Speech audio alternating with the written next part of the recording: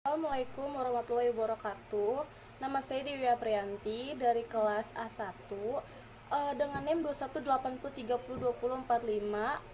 Saya kelompok 12. Jadi di sini saya ingin menjelaskan tentang manajemen modal kerja, yang dimana menjelaskan hubungan profitabilitas, likuiditas, dan risiko dalam manajemen modal kerja.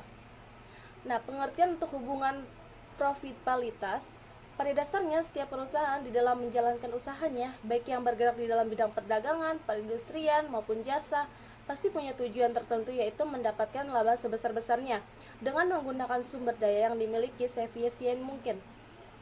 Untuk itu, perusahaan harus mempersiapkan strategi untuk meningkatkan hasil produksinya, yang dalam hal ini dana yang dipergunakan untuk melangsungkan kegiatan operasi sehari-hari disebut modal kerja. Alasan utama mengapa modal kerja penting dibahas dalam usaha meningkatkan profitabilitas perusahaan, yaitu pertama, modal kerja merupakan bagian dari pembelanjaan jangka pendek perusahaan yang sejalan dengan tujuan jangka pendek perusahaan adalah meningkatkan profitabilitas. Yang kedua, berdasarkan fungsi kerja, modal kerja bersifat fleksibel, relatif bervariasi, dan berputar cepat. Pengertian rasio profitabilitas. Rasio profitabilitas merupakan rasio untuk menilai kemampuan perusahaan dalam mencari keuntungan. Rasio ini juga memberikan ukuran tingkat efektivitas manajemen suatu perusahaan. Hasil pengukuran ini dapat dijadikan alat evaluasi kinerja manajemen selama ini. Apakah mereka telah bekerja secara efektif atau tidak? Tujuan rasio profitabilitas: yang pertama, mengukur laba yang dihasilkan. Yang kedua, menilai perkembangan laba dari waktu ke waktu. Yang ketiga, menilai besarnya laba setelah pajak dengan modal sendiri. Yang keempat, mengukur produktivitas perusahaan dari seluruh dana perusahaan yang digunakan, baik modal pinjaman maupun modal sendiri. Manfaat probabilitas: yang pertama, mengetahui besarnya tingkat laba. Yang kedua, mengetahui perkembangan laba dari waktu ke waktu. Yang ketiga, mengetahui besarnya laba bersih setelah pajak dengan modal sendiri. Yang keempat, mengetahui produktivitas dari seluruh dana yang digunakan oleh perusahaan. Jenis rasio profitabilitas: yang pertama, gross profit margin. Yang kedua, operation ratio. Yang ketiga, net profit margin. Yang keempat, return on investment atau yang disebut dengan ROI. Yang kelima, return on total asset yang disebut dengan ROA. Yang keenam, return on equity atau yang disebut dengan ROE. Fungsi probabilitas.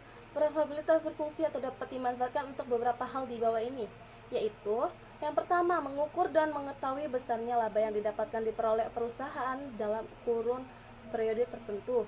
Yang kedua, membandingkan atau menilai posisi laba perusahaan dari tahun sebelumnya dengan tahun sekarang. Yang ketiga, rasio probabilitas dapat digunakan oleh investor sebagai tolak ukur penilaian terhadap suatu perusahaan. Yang keempat, berguna sebagai tolak ukur penilaian bagi trader saham dan untuk memutuskan apakah saham perusahaan layak untuk dibeli atau tidak. Yang kelima, untuk membantu mengevaluasi kinerja perusahaan sekaligus melihat perkembangan laba perusahaan dari waktu ke waktu. Yang keenam, mengetahui jumlah laba bersih setelah pajak dengan modal sendiri. Yang ketujuh, menilai produktivitas perusahaan melalui seluruh dana yang digunakan, baik itu modal pinjaman maupun modal sendiri. Berikut faktor yang mempengaruhi probabilitas. Yang pertama, probabilitas dipengaruhi oleh jenis perusahaan. Perusahaan yang berorientasi menjual barang untuk dikonsumsi atau sebuah jasa umumnya memiliki keuntungan yang lebih stabil daripada perusahaan yang memproduksi barang. Yang kedua, umur. Perusahaan yang telah lama berdiri lebih memiliki keuntungan yang stabil dibandingkan perusahaan yang belum lama berdiri. Yang ketiga, skala ekonomi yang dimiliki perusahaan.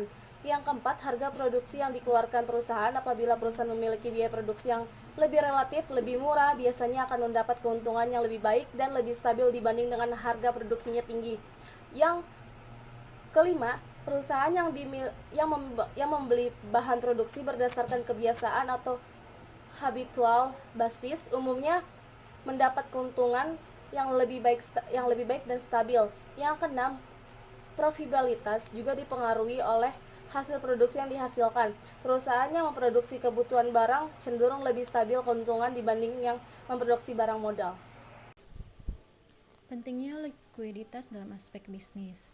Likuiditas adalah kemampuan perusahaan dalam melunasi utang atau kewajiban yang dimiliki perusahaan.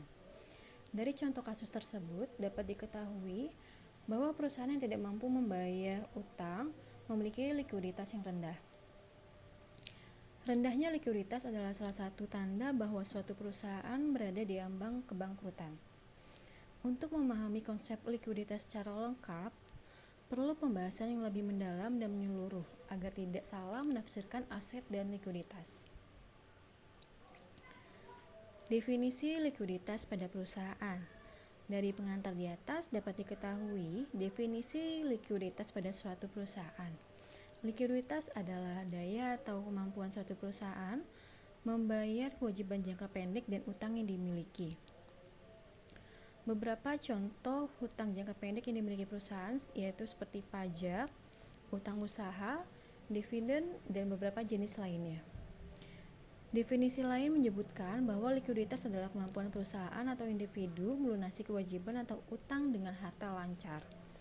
Jika perusahaan tidak memiliki daya dalam melunasi kewajibannya, maka mustahil perusahaan bisa menjalankan kegiatan operasional seperti yang dilakukan sebelumnya.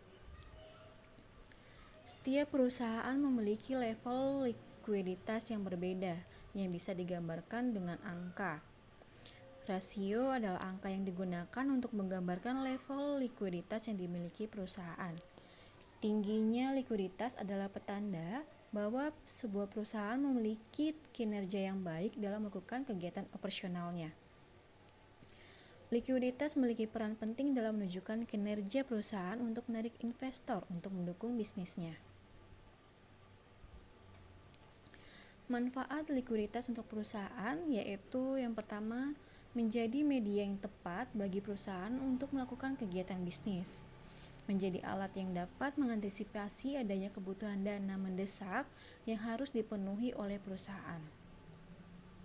Bagi perusahaan yang bergerak dalam bidang keuangan atau finansial, likuiditas dapat memudahkan nasabah yang hendak melakukan peminjaman dan penarikan dana. Menjadi otak ukur tingkat fleksibilitas perusahaan untuk mendapatkan investor atau usaha lain yang menguntungkan bagi perusahaannya. Sebagai alat ukur level likuiditas yang dimiliki perusahaan untuk membayar atau memenuhi kewajiban finansial jangka pendek. Lalu, membantu manajemen perusahaan untuk mengawasi efisiensi modal perusahaan. Lalu yang terakhir, sebagai alat bantu analisis keuangan dan menginterpretasikan posisi keuangan jangka pendek yang dimiliki perusahaan.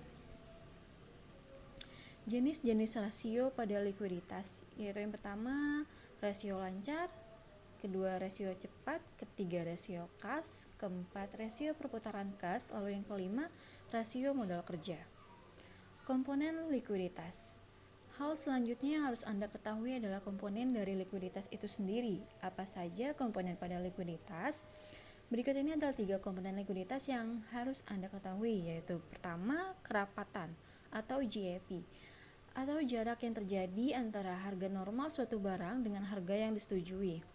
Yang kedua, kedalaman, yaitu jumlah atau volume barang yang dijual dan dibeli pada tingkat harga tertentu.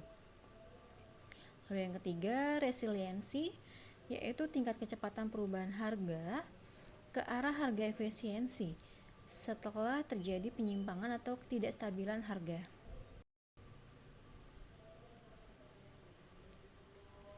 Lalu ada resiko bisnis.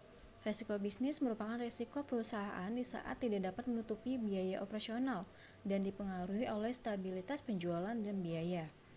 Perusahaan dengan resiko bisnis yang tinggi sebaiknya menggunakan lebih sedikit hutang.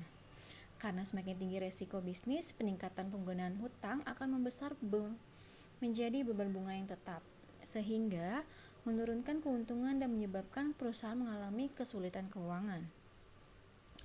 Berdasarkan pecking order theory, perusahaan cenderung memilih pendanaan berdasarkan urutan resiko. Jadi, perusahaan lebih memilih pendanaan dari sumber internal, kemudian baru memilih sumber eksternal. Untuk menentukan pendanaan dari sumber eksternal, perusahaan umumnya lebih memilih dengan cara berutang daripada pemenuhan modal sendiri. Pengaruh profitabilitas terhadap struktur modal kerja. Menurut Deviani dan Sujarni yang menyatakan bahwa profitabilitas berpengaruh negatif signifikan terhadap struktur modal kerja. Semakin besar profitabilitas yang diperoleh perusahaan, maka struktur modal perusahaan akan semakin kecil, dan sebaliknya, semakin kecil profitabilitas perusahaan, maka struktur modal perusahaan akan semakin besar. Perusahaan yang memiliki profitabilitas yang besar akan mempunyai sumber pendanaan internal yang lebih besar, sehingga akan mempengaruhi keputusan struktur modal atau pendanaan suatu perusahaan dalam membiayai kegiatan usahanya. Semakin tinggi keuntungan yang diperoleh perusahaan dapat menjadikan kebutuhan dana khususnya dari investor baik dalam jangka pendek maupun jangka panjang semakin kecil. Hal ini menunjukkan bahwa perusahaan yang memiliki tingkat keuntungan tinggi memiliki pendanaan internal yang lebih besar, serta untuk melakukan pembiayaan investasi melalui pendanaan eksternal akan lebih kecil karena tingkat pengembalian yang tinggi. Pendanaan dapat diperoleh dari laba ditahan. Dengan menggunakan pendanaan internal, maka biaya yang ditimbulkan relatif lebih murah apabila dibandingkan dengan sumber pendanaan eksternal. Sesuai dengan teori pecking order, bahwa perusahaan dengan tingkat profitabilitas yang tinggi akan cenderung tidak meningkatkan penggunaan struktur modal, sebab perusahaan lebih memilih menggunakan pendanaan internal dalam memenuhi kebutuhannya. Pengaruh likuiditas terhadap struktur modal kerja. Likuiditas tidak berpengaruh terhadap struktur modal kerja. Hal ini berarti besar ataupun kecil likuiditas perusahaan tidak serta-merta mempengaruhi struktur modal. Hal ini tidak mendukung teori pecking order yang menyatakan bahwa perusahaan lebih mengutamakan penggunaan dana internal. Penggunaan dana utang dalam struktur modal yang optimal tidak mempengaruhi besar kecilnya likuiditas, yang menunjukkan kemampuan perusahaan untuk membayar kewajiban jangka pendeknya yang segera jatuh tempo dengan menggunakan aset lancar yang dimiliki perusahaan. Sebab investor tidak melihat besar kecilnya aset lancar yang dimiliki perusahaan dalam memberikan jangka panjang. Namun, dalam memberikan utang jangka panjang, investor lebih tertarik jika melihat besar kecilnya aset tetap yang dimiliki perusahaan. Sebab aset tetap tersebut dapat dijadikan jaminan utang jika perusahaan tidak mampu membayar kewajibannya tersebut. Lalu di sini ada pengaruh resiko bisnis terhadap struktur modal kerja. Resiko bisnis tidak berpengaruh terhadap struktur modal. Resiko bisnis yang dimaksudkan adalah ketidakpastian yang dihadapi perusahaan dalam menjalankan kegiatan bisnisnya. Ketidakpastian tersebut membuat resiko bisnis yang ada di perusahaan dapat berubah-ubah, dan begitu pula dengan struktur modal yang dihasilkan sangat bervariasi. Perusahaan yang memiliki resiko bisnis yang besar berarti perusahaan tersebut memerlukan dana yang cukup besar sebagai salah satu alternatif pemenuhan dananya.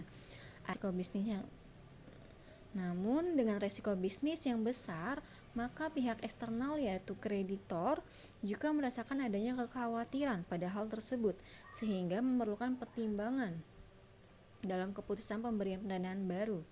Hal tersebut harus disesuaikan dengan kondisi perusahaan untuk menentukan keputusan yang akan diambil oleh perusahaan dalam menggunakan pendanaannya untuk kegiatan operasionalnya.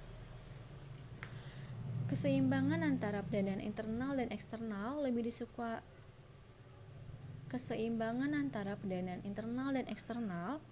lebih disukai oleh perusahaan untuk menghindari terjadinya kegagalan bisnis perusahaan. Sehingga tidak hanya mengandalkan satu sumber pendanaan saja. Walaupun suatu risiko bisnis yang besar dapat membawa pada gagalnya bisnis perusahaan yang dijalankan, tetapi dengan tingkat risiko yang tinggi dapat memungkinkan kreditor untuk meminta tingkat pengembalian yang lebih tinggi pula. Sekian presentasi dari kami kelompok 12. Maaf jika ada kurang atau salah. Sekian dan terima kasih.